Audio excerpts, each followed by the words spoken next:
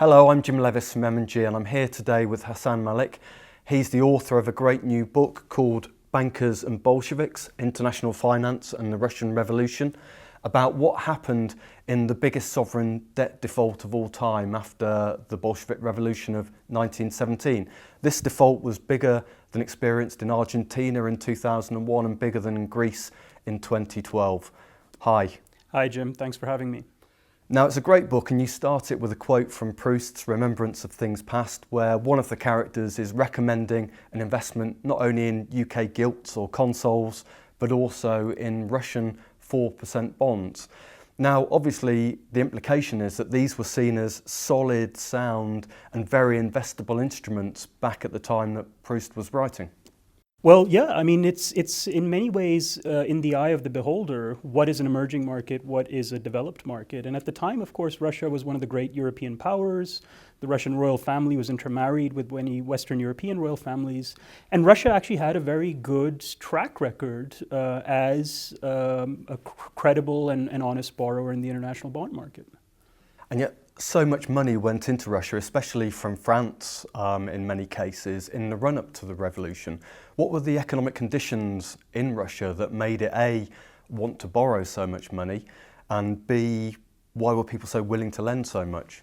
Great question. So Russia was at the time going through a really unprecedented wave of industrialization, which was very much driven by top bureaucrats and technocrats who engaged in a very deliberate policy of tapping the international bond market to go on to the gold standard, lower the cost of capital, and deploy that capital towards industrial ends. And this was happening at a time when France had one of the highest savings rates in Europe and was also in search of diplomatic backing as it saw Germany rising and industrializing and growing in both economic and political clout. Russia was both an attractive investment destination, but also a very ideal geopolitical ally. Yeah, at the same time, Russia was going through wars with Japan, and we had the rise of communism. You know, we had Trotsky, in fact, wrote explicitly in a paper that if they came to power post the revolution, he would do away with all of the bonds. So, and even after the revolution itself, you write in the book that there were American banks setting up in Russia almost exactly at the same time as the Bolsheviks were about to default on this huge amount of debt. That's exactly right. And I think this is a reminder that investing doesn't happen in a vacuum. And the actions of bankers, financiers, and investors can actually change the reality on the ground. So you mentioned the Russo-Japanese War, and in that instance, British and French capital played a really critical role in helping save a regime that was really on the brink of potential financial collapse.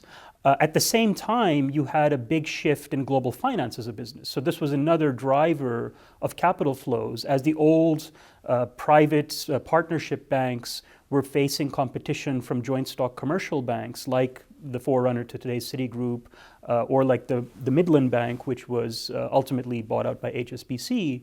Lending standards also began to change and arguably weaken. So was this default in 1918 about willingness of the Bolsheviks to repay the debt, or was it about their ability to repay the debt? Well, it was a bit of both. So the conventional answer is that was all about willingness and very much driven by ideology, and there certainly is a lot to that.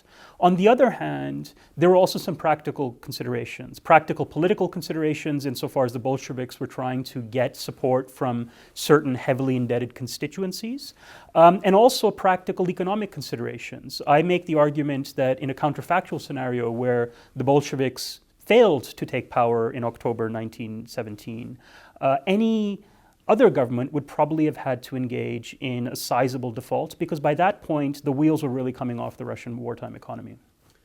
And the pain was felt largely in France amongst the poorer savers?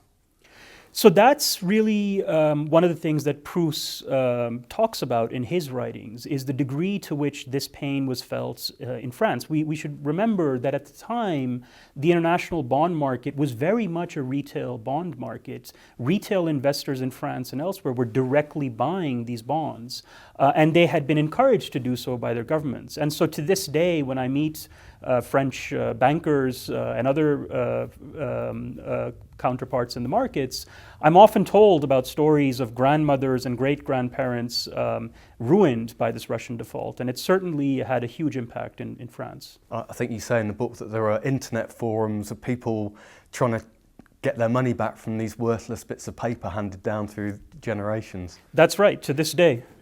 Let's finish up then by asking ourselves, are there any lessons for today? Because I think you talk about China's Belt and Road Initiative and not being able to disentangle kind of the ideological geopolitics from the straight lending decisions. So what, as bond investors, should we think about when we make loans to emerging markets and indeed any sovereigns? Well, I think the most important thing is to understand the context in which one is investing capital. Understanding obviously the economics and the economic backdrop, but also the political spectrum and which forces one is implicitly or explicitly backing or going against. And this is crucial to a lot of emerging markets today. Great, thank you very much. Thank you, Jim. There's some wonderful history in here, some great charts, and all economic historians and bond market investors will want to read this book, Bankers and Bolsheviks by Hassan Malik. Thanks very much for watching.